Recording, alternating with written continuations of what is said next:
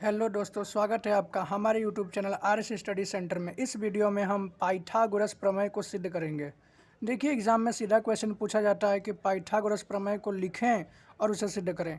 कई बच्चे केवल उसको सिद्ध करना सीख लेते हैं और लिख नहीं पाते एग्जाम में, जिसकी वजह से गलती हो जाती है और वो क्वेश्चन को कर नहीं पाते हैं। तो सबसे पहले आप पाइथागोरस प्रमेय को लिखना कैसे वो सीख लीजिए। सबसे पहले आप क्या लिखेंगे, एक समकोण त्रिभुज में जो कर्ण का वर्ग होता है, पाइथागोरस प्रमेय क्या कहता है, एक समकोण त्रिभुज में कर्ण का वर्ग अन्य दो भुजाओं के वर्गों के योग के बराबर होता है। मतलब अगर ये एक समकोण त्रिभुज है, समकोण त्रिभुज का मतलब आपको पता होगा 90 डिग्री वाला कोण। समकोण त्रिभुज में जो वर्ग है, देखो समकोण त्रिभुज में कर्ण का वर्ग, अच्छा कर्ण क्या होता है, तो 90 डिग्री का जो एंगल होता है ना, इसके सामने वाली भुजा को हम लोग कर्ण कहते हैं। मतलब AC मेरा क्या है, कर्ण है, ठीक है ना। कर्ण का वर्ग मतलब ये जो AC है ना, इसका वर्ग करो। इसका वर्ग त्रिभुज के जो अन्य दो भुजाएं हैं, अच्छा इसके अलावा और त्रिभुज के कौन कौन सी भुजाएं हैं, एक तो AB है और एक BC है।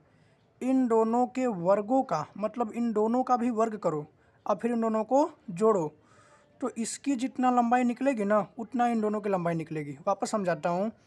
पाइथागोरस प्रमेय ये कहता है कि जो AC का वर्ग है, ये इन दोनों त्रिभुज के वर्ग को अगर जोड़ोगे ना, तो इन दोनों का जितना मान आएगा, जितना आंसर आएगा, उतना ही इसका आएगा। मान लो इसका 10 आता है तो इसका भी मान लो इसका 10 सेंटीमीटर आता है, मान के चलते हैं, तो इन दोनों का भी कितना आना चाहिए, 10 सेंटीमीटर आना चाहिए, ऐसे समझ के चलते हैं।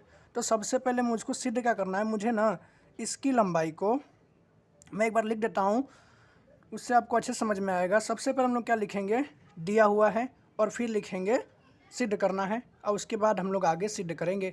अगर हमें रचना करने की आवश्यकता पड़ेगी तो रचना करेंगे, और नहीं करने की आवश्यकता पड़ेगी तो रचना नहीं करेंगे, ठीक है।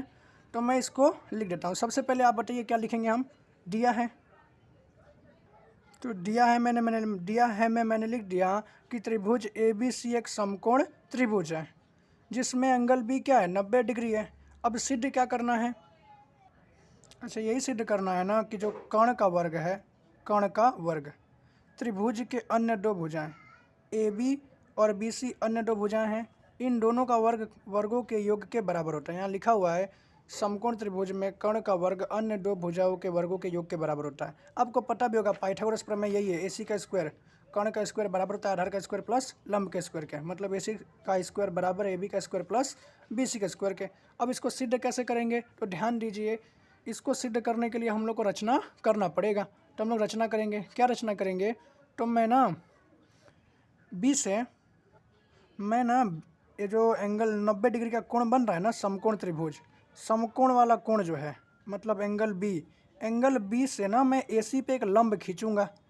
ओके, अब ये खींचने से क्या फ़ायदा होगा ये मैं आपको आगे बताता हूँ। तो मैंने यहाँ लिख दिया कि मैंने BD लंब खींचा AC पर। देखो ये जो BD है, ये मैंने लंब किस पे खींच दिया, AC पर। मतलब ये जो BD है ना, AC पे ऐसे खड़ा है, समझ में आ गया। ओके, अब इससे क्या होता है, देखो इससे होता क्या है, अगर कोई समकोण त्रिभुज होता है ना, समकोण त्रिभुज होता है और उसके तुम 90 डिग्री वाला जो एंगल होगा, उससे अगर कर्ण पे लंब खींचोगे, ये क्या है, कर्ण है ना, ये क्या है, कर्ण है। कर्ण का जो कर्ण है, देखो अगर तुम 90 डिग्री से कर्ण पे लंब खींचोगे तो क्या होगा, ये जो दो त्रिभुज बनेंगे ना, दो त्रिभुज, ये छोटा वाला त्रिभुज इस पूरे त्रिभुज के समरूप होगा। समरूप का मतलब आपको समझ में आता है ना, आकृति कैसा होगा, सेम होगा, ठीक है। समरूप का मतलब समझ लो। देखो समरूप का मतलब क्या होता है, ये जो त्रिभुज है ना, वो इस त्रिभुज के, इस बड़े वाले त्रिभुज के क्या है, एक मिनट, इस बड़े वाले त्रिभुज की आकृति थोड़ा अलग बन गया है, इस त्रिभुज के क्या है, समरूप है। समरूप का मतलब क्या होता है, एक ही के जैसा दिखना। अब ये छोटा बड़ा हो सकता है, ठीक है, कोई दो आकृति अगर एक ही जैसे दिख रही है, छोटी बड़ी है, तो समरूप मान सकते हैं। लेकिन अब मान लो कि अब मैं यहाँ बनाता हूँ एक आकृति, ये देखो, ये मान लो यहाँ पे मैंने गोला बना दिया और यहाँ पे एक त्रिभुज बना दिया। अब मैं पूछूंगा बताओ क्या ये दोनों समरूप है, नहीं है ना यार, क्योंकि ये गोल है, ये त्रिभुज है, तो समरूप कहाँ से होंगे, एक ही जैसे नहीं है। तो समझ में आया, कहने का मेरा पूरा मतलब यही है कि अगर आप 90 डिग्री का एक समकोण त्रिभुज है और उस समकोण त्रिभुज में भी जो समकोण वाला कोण है, जिसमें अपना एंगल भी 90 डिग्री वाला है कि नहीं है, समकोण वाले कोण से अगर तुम कर्ण पे लंब खींचोगे ना, तो पता है क्या होता है, ये त्रिभुज इस पूरे त्रिभुज के समरूप हो जाती है। मतलब ये छोटा वाला त्रिभुज DBC इस पूरे त्रिभुज ABC के समरूप हो जाएगा। इसी प्रकार ये छोटा वाला त्रिभुज, ये त्रिभुज DBA भी इस पूरे त्रिभुज ABC के समरूप हो जाएगा। ये बात को हम लोग यहाँ लिखेंगे भी।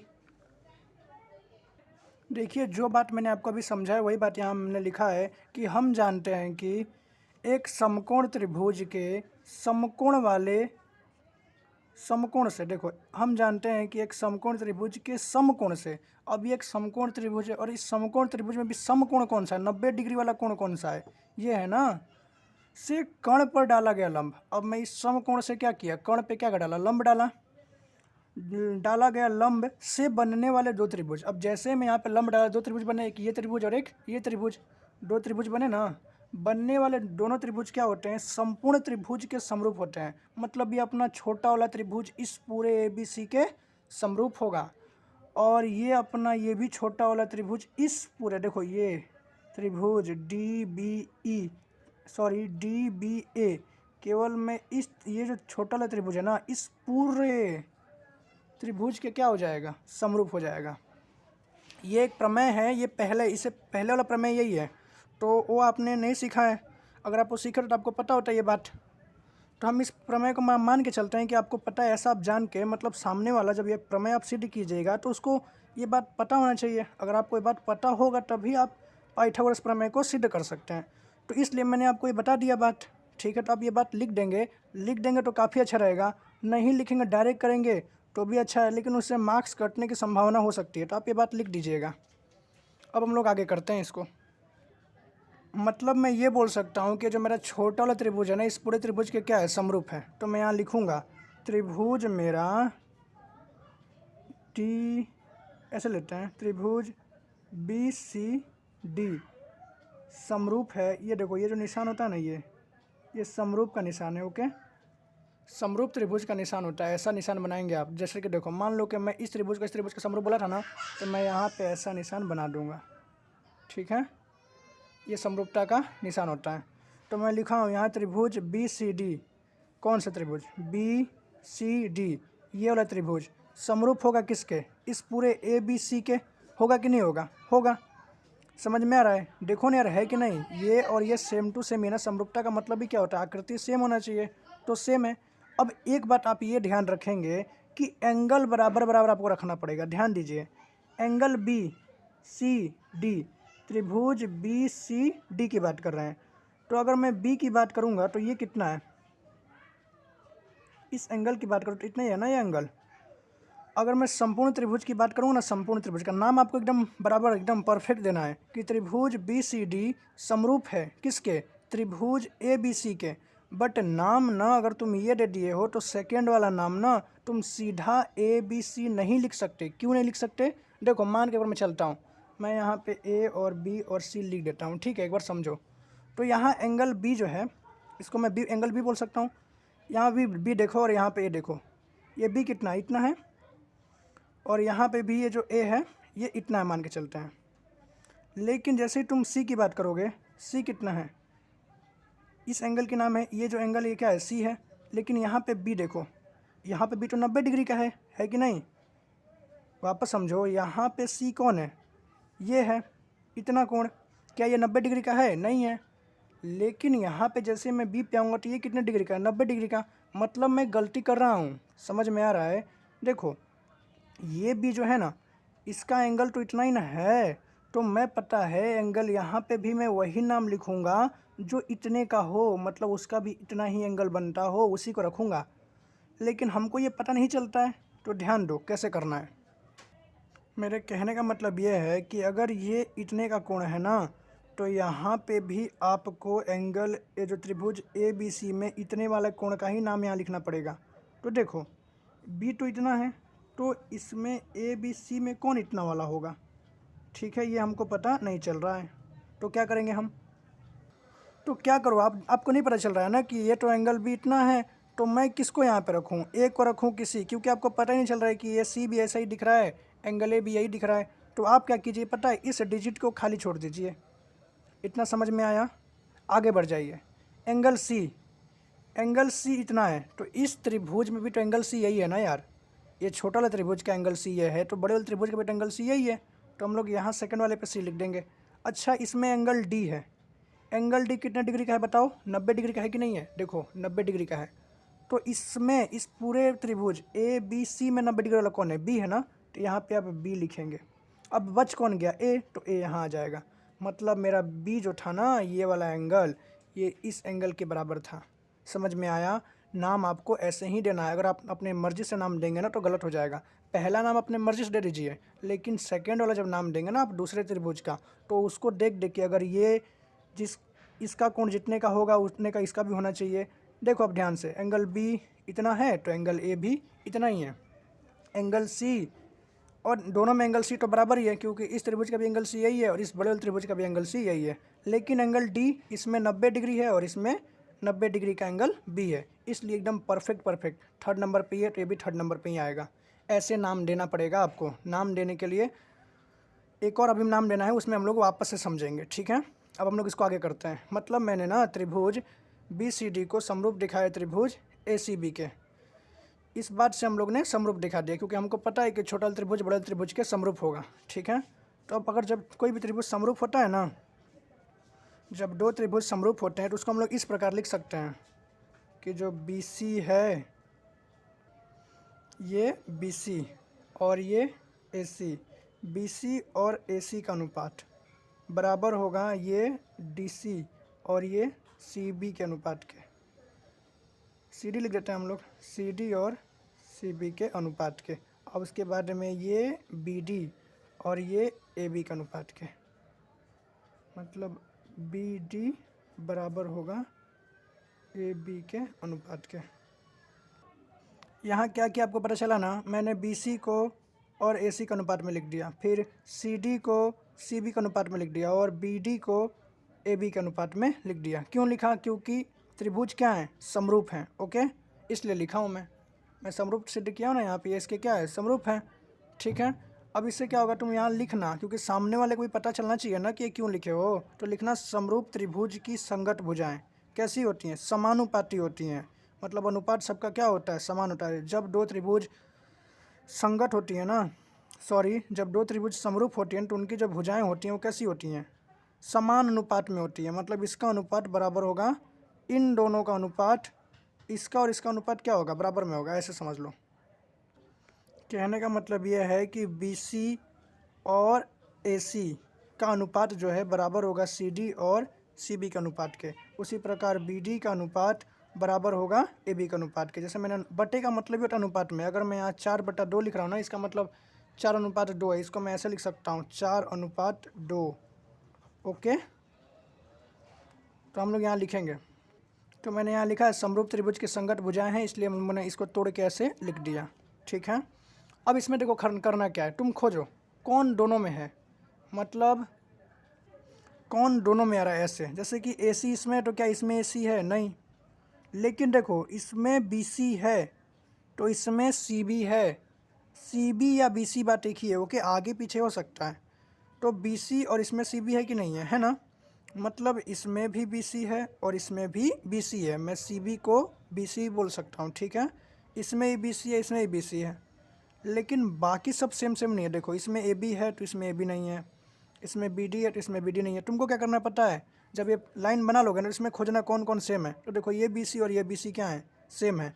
तो जो दो सेम वाले हैं ना, देखो ये जो सेम वाले बन रहे हैं, ये दो कैसे हैं? सेम वाले हैं कि नहीं? ये दो सेम वाले, तो इसको एक बार यहाँ लिख लीजिएगा। तो आप लिख लेना एक बार वापस से, बी सी और ए सी बराबर है सी डी और, इस बार बी सी लिख लेते हैं अब, हाँ, क्योंकि मैं सी बी को बी सी लिख सकता हूँ, ओके। तो मैंने इस सी बी को बी सी लिख लिया। अब इसको नाम देना आप समीकरण नंबर 1। क्लियर है? ठीक है। इसके बाद आपको क्या करना है? क्रॉस मल्टीप्लाई करना है। मतलब इसका इससे गुणा और इसका इससे गुणा। समझ में आ रहा है? इसका इससे और इसका इससे।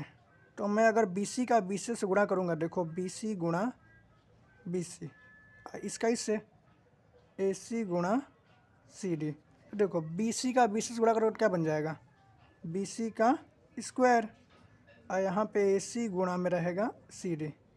तो इसको आप ऐसे बॉक्स बना लीजिएगा।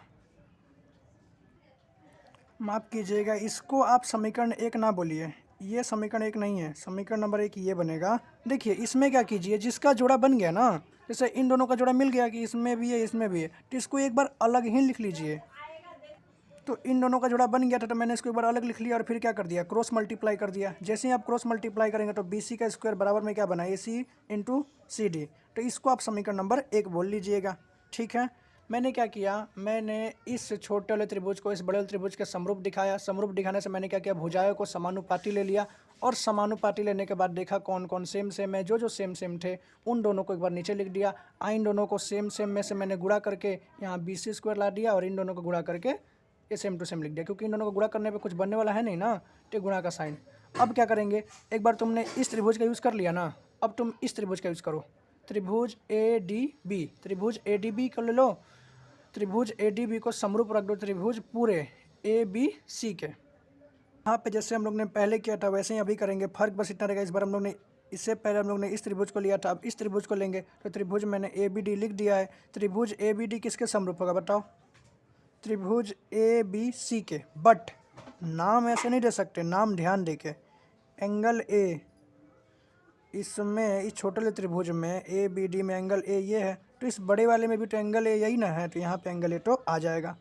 अब एंगल बी पे जाते हैं, एंगल बी कितने का है, मतलब इसकी बी की बात करते हैं, तो बी कितने का है, तो इस छोटे वाले त्रिभुज की बात करेंगे, तो इस छोटे वाले त्रिभुज में तो बी तो इतना ही ना है, बस देखो इतना ही है बस बी। समझ में आ रहा है, बी कितना है, बस इतना। तो अब तुम सोचो इसके जैसा इस बड़े त्रिभुज में कौन है, तो कौन होगा। मान लो कि तुमको समझ में नहीं आ रहा है, तो इसको आप डैश छोड़ दो। अब एंगल डी पे आ जाओ। एंगल डी सोचो, एंगल डी कितने का है, 90 डिग्री का। इसमें एंगल डी 90 डिग्री का है ना, है ना 90 डिग्री का। तो इसमें इस बड़े वाले त्रिभुज में 90 डिग्री का कौन है, तो बी है।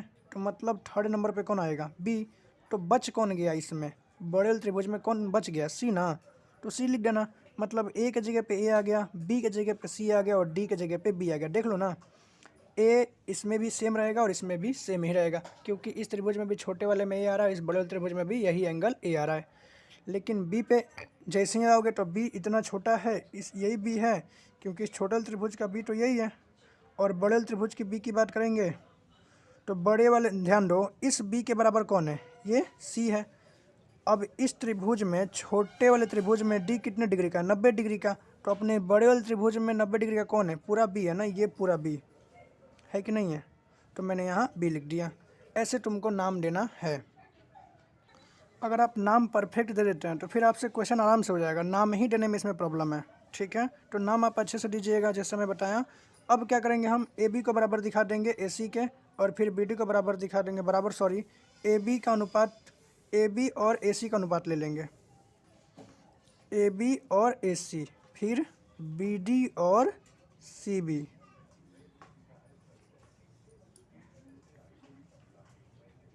और फिर किसको लेंगे, ए डी और ए बी। ठीक है ना, ए डी और ए बी। फिर क्या लिखेंगे, मतलब मैं लिख सकता हूँ ए बी और सी बी का अनुपात बराबर होगा बी डी और सी बी का अनुपात के, और ए सी बी सी डी और सी बी का अनुपात बराबर होगा ए डी और ए बी के अनुपात के। क्यों, क्योंकि समरूप त्रिभुज की संगत भुजाएं हैं। अब इसमें खोजो, जोड़ा खोजो, कौन कौन जोड़ा मैच कर रहा है। ए बी इसमें है, ए बी इसमें नहीं है, ए सी इसमें है, इसमें नहीं है। अच्छा देखो ध्यान से, मिलेगा आपको, देखो ए बी इसमें भी है और ए बी इसमें भी है। ठीक है ना, मतलब इन दोनों का जोड़ा क्या हो गया, इस बार मैच हो गया। तो मैं यहाँ लिखूँगा ए बी और ए सी, अब बराबर में इसके ए डी और ए बी।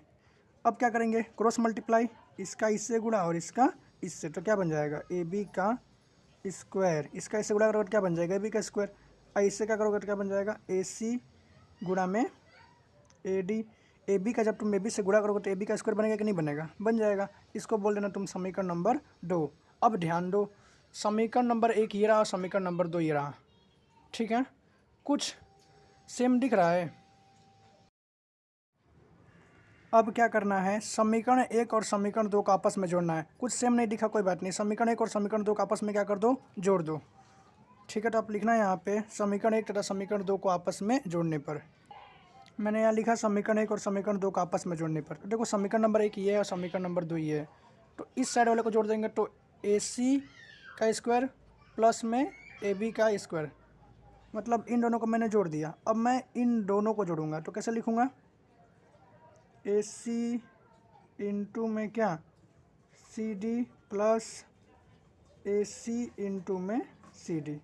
ठीक है, यहाँ CD नहीं आएगा, यहाँ AD आएगा, क्योंकि यहाँ क्या लिखा हुआ है, AD लिखा हुआ है ना। देखो यहाँ AC और CD लिखा हुआ है तो AC और CD, यहाँ पे AC और AD लिखा हुआ है तो AC और AD। अब दोनों को बस जोड़ दो। अच्छा BC और AD को जोड़ो, ये जुड़ेगा नहीं तो इसको हम लोग सेम टू सेम लिख देंगे, BC का स्क्वायर फिर AB का स्क्वायर। इसमें देखो दोनों में, इसमें AC आ रहा है, इसमें भी AC आ रहा है, तो मैं क्या करूँगा पता है, इन दोनों में से AC को कॉमन ले लूँगा। तो यहाँ AC मैंने क्या ले लिया, कॉमन। तो जैसे ही मैं दोनों में से AC को कॉमन लूँगा तो बच क्या जाएगा, CD प्लस AD। ठीक है ना, कॉमन लिया हूँ ना मैंने इसमें AC। अब बोलोगे फिर यहाँ पे जोड़ का साइन क्यों आया, क्योंकि देखो AC के साथ गुणा में था CD और यहाँ पे भी AC के साथ गुणा में था AD, तो मैंने AC को ही बाहर निकाल लिया। तो अब इन दोनों तो जोड़ में आ जाएंगे, ये और ये क्या हो जाएंगे जोड़ में, क्योंकि ये दोनों कहाँ आ गए, बाहर आ गए। इन दोनों को मैंने कॉमन ले लिया। ठीक है, ओके। अब वापस से यहाँ BC का स्क्वायर बराबर में AB का स्क्वायर बराबर में AC। अब यहाँ ध्यान दो, CD और AD को मैं कुछ और लिख सकता हूँ क्या, आकृति देखो, C और D और फिर A और D, मतलब इसका दोनों नाम है। इस पूरे को CD और AD है, तो CD और AD को मैं जोड़ूंगा तो मैं AD बोल सकता हूँ, सॉरी AC बोल सकता हूँ। CD और AD को मैं क्या लिख सकता हूँ, AC। क्यों लिख सकता हूँ, तो देखो यहाँ से लेकर यहाँ तक क्या है CD और यहाँ से लेकर यहाँ तक क्या है AD और ये पूरा क्या है AC, तो मैं इसको AC बोल सकता हूँ। अब देखो ये ब्रैकेट में लिख सकते हो या सीधा गुणे में लिख दो, बात एक ही है। ओके, AC को गुणा में AC लिख सकते हो। ओके, अब AC का AC से गुणा होगा तो क्या बन जाएगा, AC का स्क्वायर। इन दोनों को भी लिख दो, BC का स्क्वायर प्लस AB का स्क्वायर। एक बार वापस यहाँ पे लिख दो, BC का स्क्वायर प्लस AB का स्क्वायर। यही था ना प्रमेय सिद्ध करने का। क्या प्रमेय सिद्ध करना था, प्रमेय अपना सिद्ध हो गया। देखो क्या सिद्ध करना था, हमको यही सिद्ध करना था, AC का स्क्वायर बराबर होता है AB का स्क्वायर प्लस BC का स्क्वायर के, और हम लोग ने यही सिद्ध किया है। देखो AC का स्क्वायर बराबर होता है AB का स्क्वायर प्लस BC के स्क्वायर के। फर्क बस इतना है कि ये इस बार इस साइड है और अपना इस साइड है, उससे कोई प्रॉब्लम नहीं है, चलता है। ठीक है, इस प्रकार सिद्ध होगा। एक बार मैं शॉर्ट में रिविजन करा देता हूँ कैसे कैसे क्या क्या किया हम लोग। यहाँ तक तो आपको पता है। यहाँ से हम जानते हैं कि एक समकोण त्रिभुज जो होता है उसके समकोण से कर्ण पे जो डाला गया लंब होता है ना, कर्ण से डाला गया लंब और त्रिभुज। देखो एक समकोण त्रिभुज है, उसके समकोण से जब कर्ण पे लंब डालोगे तो दो त्रिभुज बनेगा। ये छोटा त्रिभुज इस बड़े त्रिभुज का समरूप होगा, उसी प्रकार ये भी त्रिभुज इस बड़े त्रिभुज के क्या होगा, समरूप होगा। इन्हीं दोनों बातों को यूज़ करना है। तो सबसे पहले मैंने इस त्रिभुज की बात को यूज़ किया, तो यहाँ मैंने लिखा कि ये त्रिभुज जो है ना, ये BCD समरूप होगा इस त्रिभुज ABC के। फर्क बस इतना रहेगा कि यहाँ पे आपको जो नाम देना है ना वो अच्छे से देना है। ठीक है, एंगल देख देख के कि एंगल ये जितने का है, एंगल B जितने का है। अब जैसे इसमें इतने का था तो आपको इसमें भी देखना है कि इसके हिसाब का कौन है। अगर आपको नहीं समझ में आ रहा तो कोई बात नहीं, आगे बढ़ जाइए, इसको यहाँ खाली छोड़ दीजिए, C की बात कीजिए। तो देखो यहाँ पे अगर तुम C की बात करोगे तो ये जो C होगा ये है, तो इस बड़े त्रिभुज में भी C यही होगा, तो C लिख दो आप। अब और आगे बढ़ जाओ तो फिर D पे जैसे जाओगे तो आप देखोगे इसमें D कितने डिग्री का है, 90 डिग्री का। तो इस बड़े वाले में भी 90 डिग्री का कौन है, B है ना, तो यहाँ लिख दीजिए 90 डिग्री का। ठीक है, तो आप तब आगे जाके आपको अपने आप पता चल जाएगा कि जब CB आ गया है तो बचा कौन है, A। तो A आप फर्स्ट पे लिख दीजिए, मतलब B बराबर है A के। इस प्रकार आपको सबको सिद्ध करना है। मतलब उसके बाद आप इसको अनुपात में ले लीजिएगा, फिर देखिए कि किसका किसका जोड़ा बन रहा है। जिसका जोड़ा बनेगा उसको एक बार नीचे लिख लीजिएगा, फिर गुणा करना है और फिर समीकरण नंबर 1 बनाना है।